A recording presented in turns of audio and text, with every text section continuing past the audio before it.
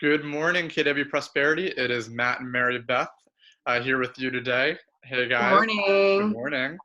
morning. Today we are doing tactic number 3 in the shift book, do more with less, leverage. So today's call, if you're following along, it was pages 37 to I believe 48. Yeah, 48. And today the things that we're going to be covering are the 6 core competencies of a business. We'll be covering the 7 steps to talent shift. And then finally, we'll be covering talent scouting in 4 steps. So those are the 3 topics that we will be covering today. And really to start, Mary Beth, one of the things that resonated with me when we're looking at tactic number 3, because yesterday we talked about cutting expenses. Right. One of the things that I liked and that resonated with me on page 37 was where it says cutting expenses and finding your margin doesn't necessarily mean slashing quality or delivering less. It does, however, demand getting the job done with less money available to do it. Yeah. That really resonated with me because yesterday we were talking, really all about cutting expenses, but it's also important to make sure you're not losing quality as well in what you're delivering to your clients and the services that you're providing. Yeah. Absolutely. To start out with the quote that they referenced in the beginning, it says, when we are no longer able to change a situation, we are challenged to change ourselves. Mm-hmm. And so while we were talking about cutting costs yesterday, we're definitely have to take an inward look to see what could I be changing to even be more efficient rather than me cutting some things out. What could I actually start doing? Maybe I'm paying for a service that really could leverage me through this time, and I'm in the way. Okay. I mean, this is a really great time for me and my family as well to get a little go inward as well. And a lot of times we're in the way of getting some stuff done, getting some things done at a higher level. So doing more with less leverage Yep. may not be through other people necessarily for some of our agents. Yep. It may just be doing more with less and leveraging through yourself.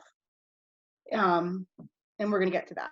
Well, absolutely. And I think one of the interesting things with leverage, in my opinion, is that in order to gain leverage, you need to know what you're doing and what tasks you're responsible for. So whether you're in a shifting market or whether you're in a great market, unless you know the tasks that you should be doing and the activities that you should be doing every day, you can't really know what to leverage. And I think this chapter does a good job with that.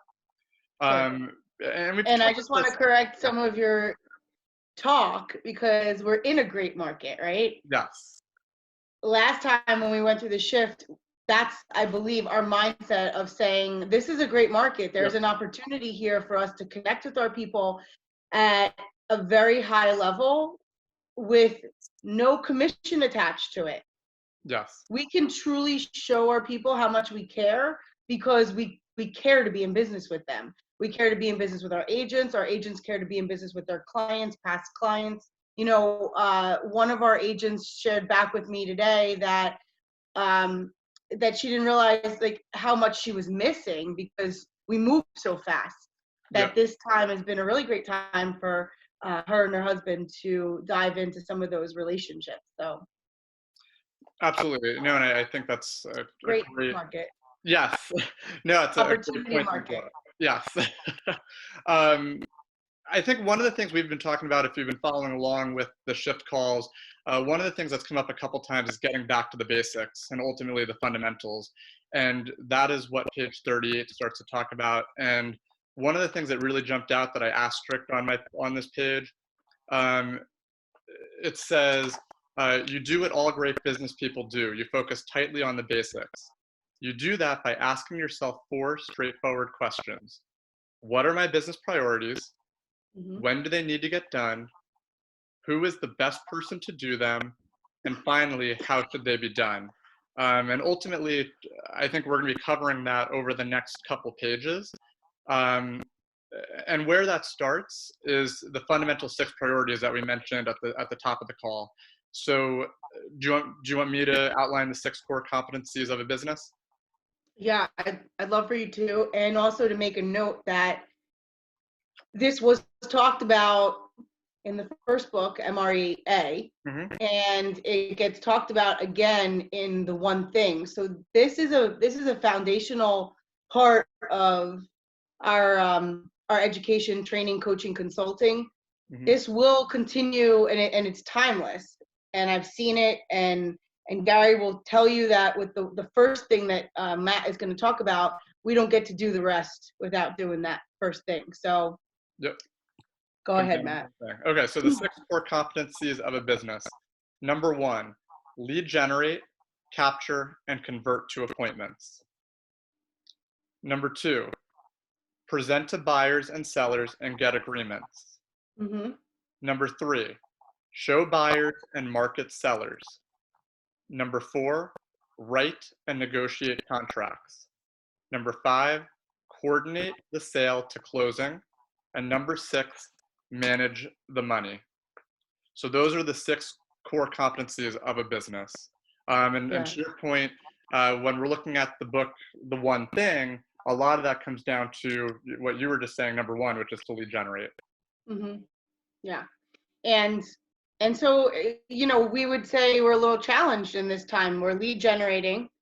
Uh, Next tomorrow and Friday, we're going to be talking about finding the motivated, Yep. and that's going to be real key as you're going through your database as to where is the market right now. So with that in mind, we'll talk about lead generate as a touch system, as a let's reach out to our database, check in, see how everybody's doing. If we're doing that, if we're not doing that, how would we know that somebody needs to buy or sell? How would we know somebody wants to write a contract? Our current sellers, if we're not talking with them, how would we know that they, they're willing to maybe take a price reduction? And there is no worry about, we're managing our money, and yet, so it's very clear that if you don't stay consistent with number 1, which is lead generate, lead capture, and convert. And now we were talking about this on a leader call yesterday, is people are going to be more likely to take a Zoom meeting or a FaceTime meeting, in that it's almost less committal. There's less of a commitment if I'm just going to be talking to you on my computer. I'm not meeting you at Starbucks or having you come into my home to take a It look feels at less possibly formal in a way. listing my house. Yeah, What?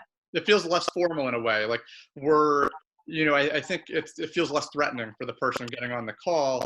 Yet, Right. as we're seeing day to day, you can build really good relationships through this Zoom platform. Sure. Absolutely. And in the lead generation, that number 1 is some other things that I'm hearing from our agents as I'm reaching out and getting some feedback, is what a great time to help businesses that are still open, Hmm. maybe get business. If there's any restaurants that are doing delivery, or grocery stores that you're finding are being really accommodating to the time, why not be pushing them and trying to generate, adding value to their business, right? One of our best questions when having a coffee with somebody in your database would be, how can I add value to you today? When you're talking to somebody, when you're texting with somebody, how can I add value to you today? How can I help you today? And so, one way in your lead generation could be that you're literally just connecting people that need certain resources.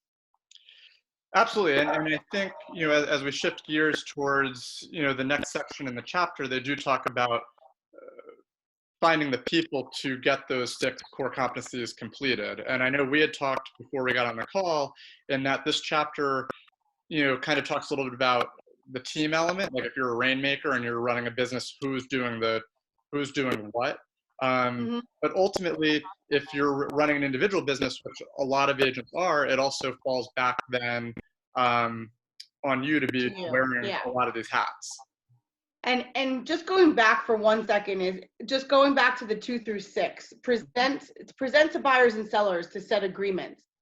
I want us to just wrap your heads around that a bit, guys. Back to the basics. Am I talking to somebody? Am I connecting with them? Am I adding them to my database?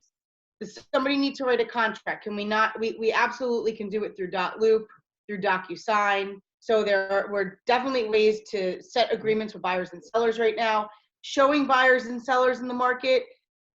If you are not previewing the market right now, I mean, you got a lot of time on your hands to now start to go through some of those towns sections, look at the data that's in MLS to really study and learn a market, so that you can be really knowledgeable about a market and see what is still out there, still is available. So you still could technically be connecting buyers and sellers to homes and potential buyers, reaching out to agents as well. Writing and negotiating contracts. I know many agents that are writing and negotiating contracts as much as multiple offers, over asking. I believe one yesterday said 17,000 over asking, and they still didn't want to take their offer.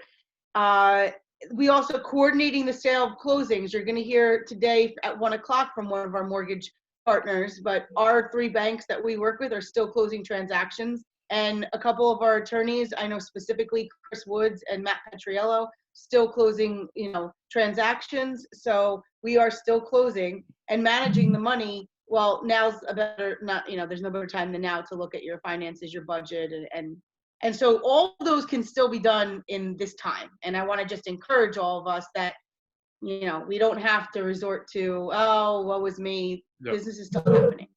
So, all right, let's move on to the next one now. Yeah, no, absolutely. So the next couple pages talks about having the right people in the right position. So I don't know, we're finding the balance of speaking to individual agents and teams, because one of the things pages 40 to 41 really talks about making sure that you have the right people in place, and really differentiates, it talks similar to like what's in the MREA with cul-de-sac talent versus capacity talent. That's right. So, I don't know how deep we want to get into that, just because our audience is both. Well, I did think about that a bit. And as I was reading through page 42, which is the 7 steps to talent shift. Yep. Okay. As I was reading through that, I put my single agent hat on for a second, and I just thought, how does this apply to me as a single agent?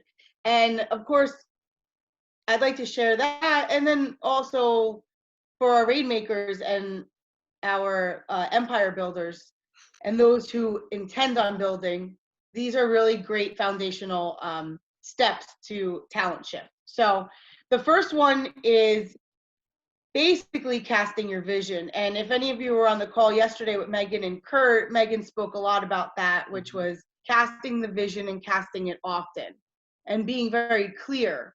There are a lot of times I know I have to get it out of my brain, so Matt, you and the rest of the team can kind of execute it. If it stays in there, it's no good to anybody at times. So sitting down with your people, and if your people are your family, if your people are your one admin, if your people are your partner, or even maybe, I know there's a few agents in our office that team up on some projects together, it would just be really great to have accountability at a time like this. So casting your vision and telling the truth about the situation, how you see it, and where the business is today and where you see it going. So that's relevant for a single or a group, right? I can't stress it enough that whether you're a group or you're a single agent, to make sure that you're casting that vision to your family, so that you have complete buy-in as to where your career is going to help your family go. Well, and ultimately, if you're definitely share with your family, because they're the ones that are going to be able to help you be held accountable to those goals. Whether that's, just share your goals with someone, because when you share it, it does become more real. I never believed that. Okay, this is my goal. I can do it. But once I shared those goals or those visions with other people, that was when I actually was like, oh, like I actually need to, like, if I need to get there, these are the steps I need to do, and these are the people that are holding me accountable. And if I don't hit these goals, this is what's going to happen. So it does make it more real, without a doubt. And writing it down and making a visual is also encouraged. Yeah, and I do think as well, when we go to number 2 in the 7 steps to talent shift, it says visit with the person to see if they're with you and are willing to do whatever it takes. And so again, I look at it from the individual agent perspective or the team perspective. On the team level, you're making sure you have group buy-in from the agents on your team and the staff on your team. Sure. But from an individual perspective, I also look at it from who are the vendors that you're working with? Who are people that you're in contact with on a daily Gosh, you're so weekly basis, right.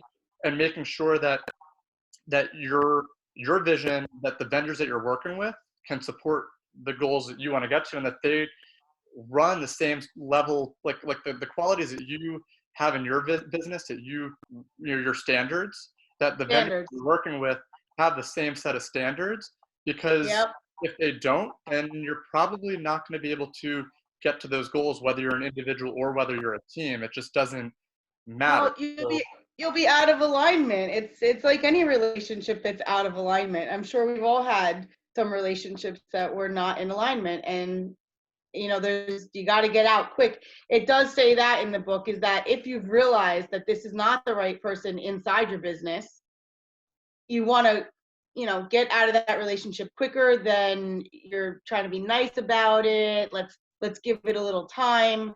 I know some specific situations right now that we might need to evaluate and take a look at, and then just have honest conversations. So check in and get the commitment from others. Make sure that you're working with accountable people. Make sure that you've set your vision clear, and that you're getting a clear, don't just say, Matt, you're with me, right? yeah, Because Matt's just going to nod his head and say, yup. And I will also share with you, there are a lot of high S behavior people in the world. yeah, And of the 4 different behavioral styles, the D, the I, the S, and the C, that's S behavior, which is stable, not so much a risk taker. They're great team members. They're super loyal. yeah, They represent 60 to 70% of people out there. Now, a high S is not going to tell you, I'm not with you, when you're telling them, you're with me, Matt, right? yeah. They're, Their head. they're going to mask up, and they're going to just give you the nod and the smile. So if you are working with wonderful, awesome, amazing, high S behavior people, you almost need to ask a question that's open-ended to say, Matt, how are you feeling about that? Yeah, Tell me more. yeah. How does Explain how you're in it with me. yeah. Really get commitment.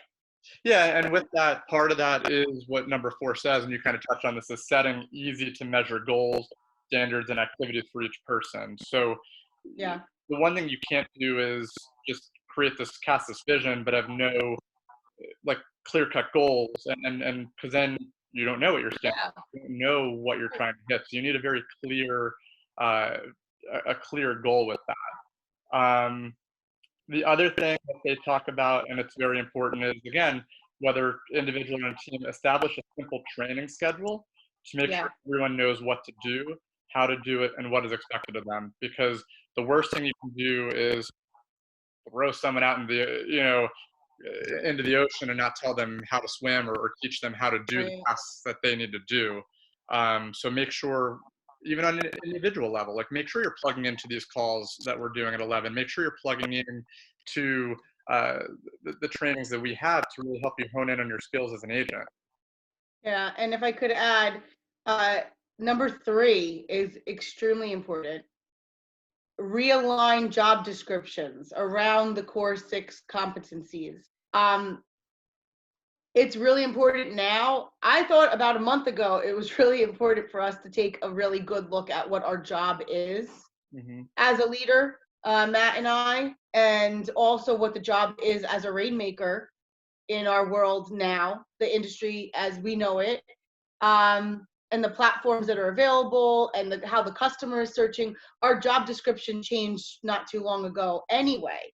Hmm. So it was a real good time to take a look at what do I need to be doing on a daily basis to ensure me connecting, cultivating, setting appointments, getting that first lead generation done. Uh, so I think it would be a great time right now to in the temperature that we're in right now, as well as what does our job look like? Create those job descriptions for the lead agent. Create the job description for the contract to close transaction coordinator. start to make those lists of what you believe should be getting done in your business, systemize your operations, Hmm. whether you're a single agent or you are a team. If you are a team, more important than ever, you should have Well, that done already. yeah, and I mean, to your point, now is a really great time, especially to focus on creating an operations manual for your team, and that's highlighted in the MREA, which is really making sure that you have what is important in your business, how do you get something done, what are the steps you do to get something done, Hmm. because this is timely information for now and in the future. And now is a great time to be able to focus on creating that Yeah. and if you have an admin, make sure that person creates it for you. What are they doing? In case they were ever taken out of your world, could your business still run? Right. And I think that those are very important things to focus on Well, now. and as they grow, are they able to turn over the baton to the next person that they help hire and train? Yeah, And is it going to feel different for the customers? It shouldn't if there's systems and models in place that that person is getting trained to. So this is a good time to do some thinking. Slow down, guys. Do some thinking and think about how your clients feel on the other end of this service that you've created. yeah. So all Well, right. and So, the and last then that thing, would dictate your training schedule, yeah. right? Right. No, exactly. And the last thing that I like in the 7 is just celebrating the small victories, as well Yeah. as the big ones. And I think right now more than ever, celebrating the small victories is critical. Rather than, Yeah. it's the mindset piece we've been talking about. It's not going into a negative place or a dip. It's realizing that there's a huge opportunity here, and any victory that we're having day to day to celebrate them, share them with other people, because that's how we're going to really fuel the success of the future. Absolutely. And number 6 also speaks about accountability Yep. and meeting with your people weekly. So, Matt and I feel, very passionate about being on here every day for you so that we can give you a nugget. And it would be wise for us to form those kind of small groups, um, and just make sure that we're plugging in with our people, with our communities. I know a lot of our moms and dads are homeschooling now, so Mhm. what better way to maybe create a little Facebook group of some of the moms and dads in that school system to be resources for each other. There's all amazing ways to connect to people now, right? Yeah, absolutely. Um, So moving on to Matt and I were talking before to make a good point is that we shouldn't stop looking for talent. We shouldn't not hire in talent, and yet we do need to be super selective of hiring. There's a lot of companies that are letting go, and there's a lot of people who put a freeze on hiring, and that's okay. I'm not saying you have to pull the trigger now, but these are 4 steps in talent scouting that are just staple to live by when you are ready to hire. And you should always have a bench of talent for where you're growing into.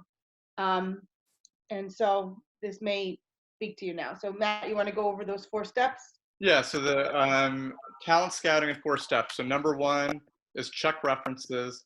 Number 2 is get a behavioral profile, so like a DISC or a KPI. KPA. 3, conduct an in-depth interview, and that's the career visioning process. And Hmm. then number 4, test for knowledge and skills. Um, and I So I think wrote there how so give some examples of how you might test knowledge and skill for, let's say, an admin. Yeah, well, I think to echo what you were saying before, just to echo what you were saying is like right now, Uh, when we were talking about cutting expenses and we were talking about that type of stuff, what this chapter is saying is that it's not that you can't hire people, but that it's very important to hire the right people and to hire the people with capacity talent and to make sure that yeah, you are surrounded with people who are really all stars.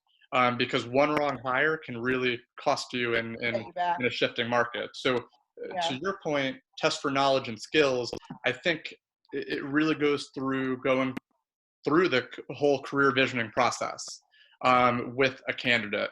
And if you haven't taken career visioning, we do offer that in the region and we will offer that in our market center in the future. But it's really about going through the process of, you know, first looking at the resume, interviewing, figuring out the thought process that somebody goes through. Like I think that's a really good thing. Testing for knowledge and skills.